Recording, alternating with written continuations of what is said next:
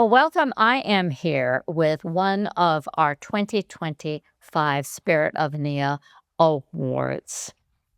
And Susan, this what was it like when you heard that you had won the Nia Teacher of the Year award? Because I could tell you from my part how excited I was to give it to you, having watched you grow and not only build your own beautiful community, but to help others grow their community as well. So when I think about these Spirit of Nia awards and celebrating achievements of individuals who not only affect their body and life, but they affect a large community, you come to mind. You've just done such an incredible job. So everybody, applaud for Susan Rees. Here we go, Teacher of the Year. Susan, tell everybody, first of all, where are you from?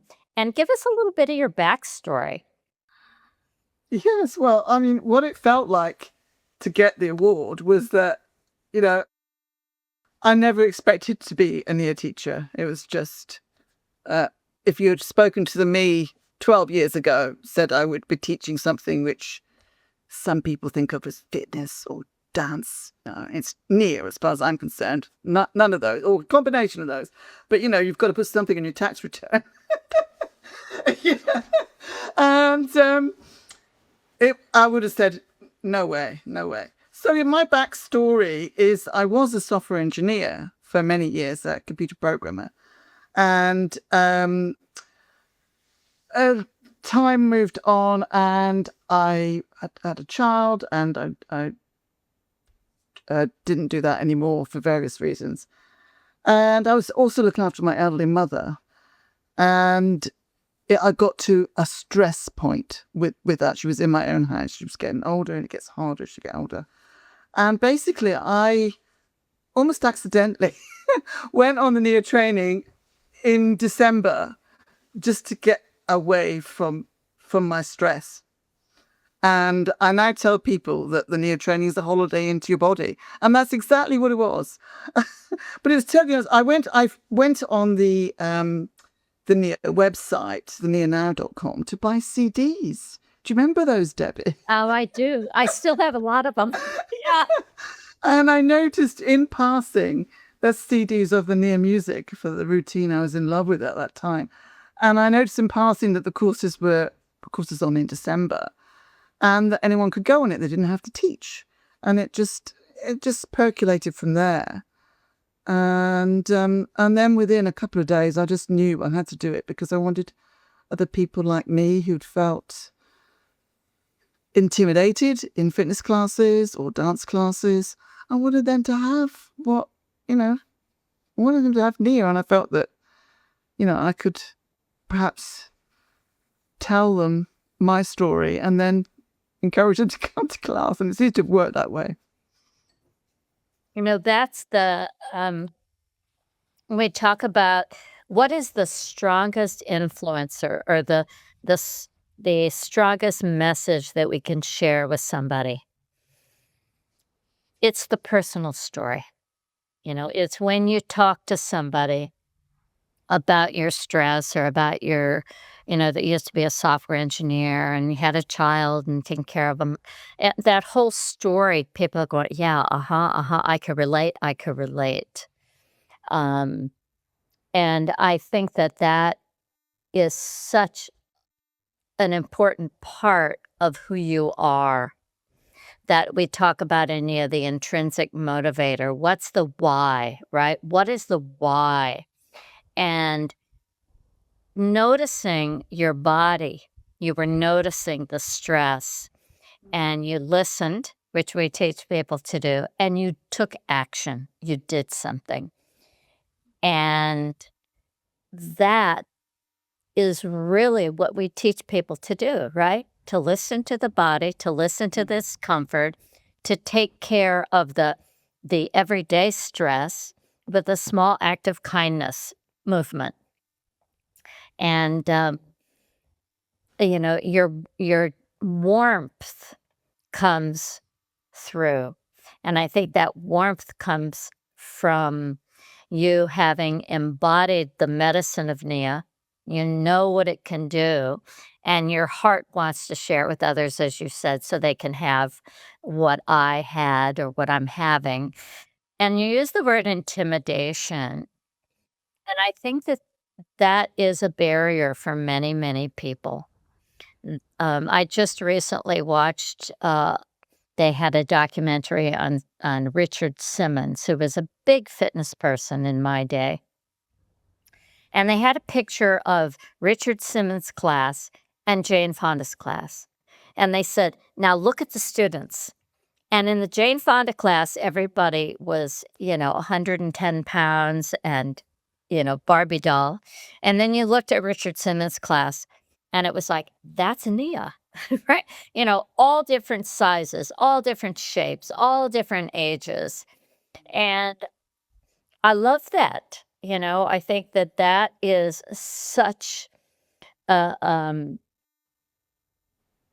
it removes that barrier, I guess, of intimidation that you talk about. Me too. I mean, I love that my class ranges from age 17 to I've got a couple on Zoom who are in their 90s, it's really just, and one lady recently, she brought her daughter and then she brought another daughter. And so I've got a mum and 3 daughters coming along, Oh, I love it. it's just lovely. Now, what would you say was one of the biggest surprises as a Nia teacher? What was the thing that happened? You go, I didn't expect that. Well, I suppose I didn't expect to ever teach. That was like the biggest surprise, really. Then I think really, I began to realize that being an ear teacher for me wasn't just about teaching the class and being there on time and crafting the class so it's a lovely experience. And it was also about nurturing the class and also making sure that people knew the class was there. Because if they didn't know about the class, they couldn't come and experience Nia. And that became as much, in fact, as important as crafting the class, preparing new routines and so on. Because I realized that if I kept new people coming in regularly, then the class stayed vibrant. And having new people coming in always gave me the excuse to go back to basics. And then my people who've been coming for a while would go, oh yes, I've forgotten that. And it really having this constant trickle of not resting on my laurels. And once I did that, the classes really, really changed. First couple of years, 1, 0, 2, 5, and then 8, and I get all excited, and then be back to 2 again. And it would just be like that all the time. And then I realized that seasonally, I had to really go all out during the times when people are looking for new classes. And in the UK, that's August, late August in Scotland, September in England and Wales, and in January, February. And then so my goal now is to really try and fill the classes actually in that time so that they're nice and full. And then when we get to April, May, people start going on holiday. If you've got a class of 15, which is the max for some of my venues, 22 in the other one, you've got a class of 15, then it goes down to 8. That's fine. I like a class of 8, right? Yeah. But if you've got a class of 5 and it goes down to 2, that doesn't feel very good, So yeah, that was a real breakthrough. And of course, once the class gets full, then it becomes a scarce resource.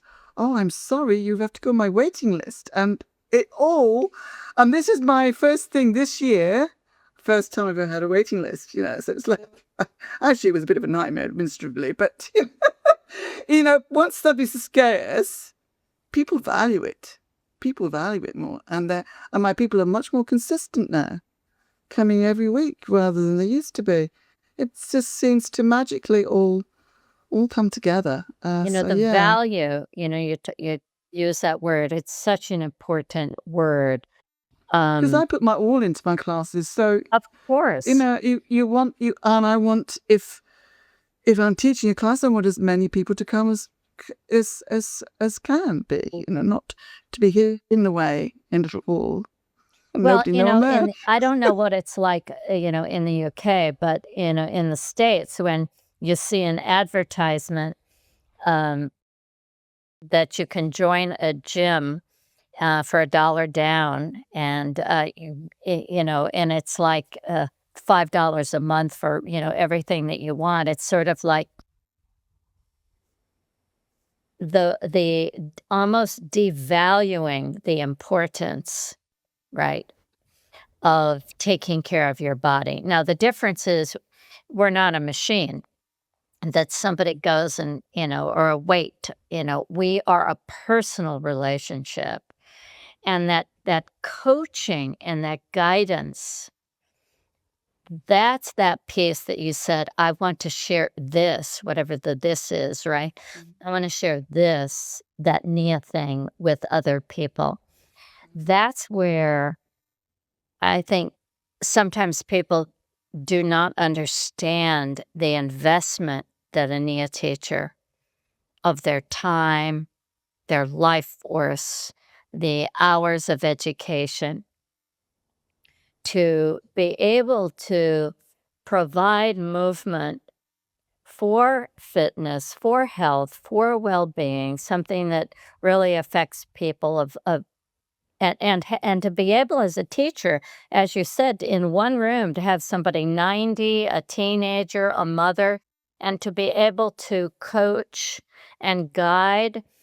That's why I say Nia is a movement art, and we create somatic movement artists, which you are. We call them Nia teachers. Um, it's invaluable, it's really invaluable. And people come along and they can't quite put their finger on it, why it's different, but they know it is. And I just love the surprise on people's faces. Yeah. Oh, that was actually wonderful. Sometimes they've been brought along by a friend and, they didn't quite believe it. And they come out and they go, wow, why have I never done this before? Yeah. So. Yeah. So how often do you teach during the week? I teach 3 times in person Uh-huh. and once a week on Zoom. But in the UK, people seem to be less keen now to go on Zoom than they were. Zoom is decreasing in terms of popularity. Well, in the States, I think hybrid is still, it's still a big thing Yeah. here. And, but there's nothing like in person, People just want that connection now. Yeah, the community connection, and that's another beautiful thing that you've created. And you've also supported trainers and hosted trainings. Thank you, thank you, thank you. And that builds community. That builds community as well. What's the biggest obstacle for you what was the biggest obstacle that you overcame really in teaching Nia? When I first started to teach, well, I suppose the biggest obstacle again was promotion. It was getting people to know about the class, really. Also, confidence, building confidence that a 5-foot asthmatic, not incredibly fit, could be doing this thing. And then I realized that I could, and other people loved it. So it was must be right sort of thing. Yes, I started gradually, which helped me. I started off with a lunchtime class, which was only 40 minutes. So that helped me to begin with. I didn't think I could sustain a 60-minute class. It was very, very soon I changed to 60 minutes because I actually prefer 60 minutes.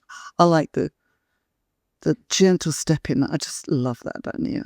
Stepping in, being in your body, and the gentle start. But that got me going. I had to learn less songs for that. I think I only did that for a few months, but it just allowed me to to step in gradually with a shorter class. Nice. And why do you love producing trainees? Because you're really good at it, and people rave about you as a producer. What do you love about it? Well, again, it's just bringing more people in to teach. It's and seeing their progress as they go along, and knowing that they're going to step out and change lives. I mean, that's the thing. I feel anyway, with my other commitments, my family and so on, I can only teach 4 classes a week. So by helping other teachers in the UK with their advertising, with hosting trainings, with helping our dear trainers with anything I can, I can reach more people without teaching more classes, which, there's only so much you can do. And there's so many classes that I can Right. teach. All right. So what is your elevator pitch? Here I am. I get in the elevator with you, and I look and I go, "My goodness, you're so vibrant. What do you do?" Well, I say I teach a form of mindful barefoot fitness to amazing music from around the world. I love it. And it's doable for anybody, even if you've got 2 left feet like me and you can't dance. Well, I Can I don't get think you to class, Debbie? I do. I'll be there tomorrow. Um, I don't think you have 2 left feet. I think that you have embodied what I had always hoped people would embody, and that is the essence of the work that really connects people to themselves, to the magic of their own body, to realize that we're in partnership. I say the most important relationship you'll ever have, right, with your body. You've done that, and you have also stepped into that role of taking care of the most precious thing you owned, your body, right? And then uh, living, Nia, it shows, your vibrancy.